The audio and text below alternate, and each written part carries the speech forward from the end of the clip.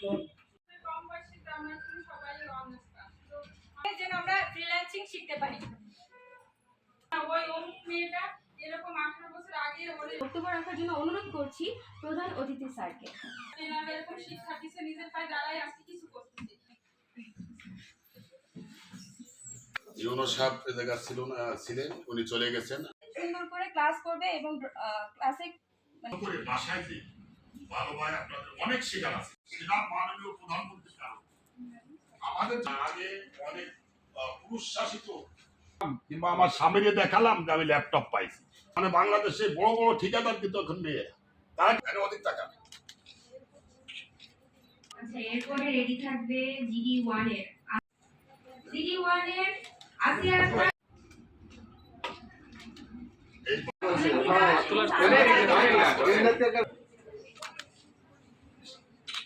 ঠিক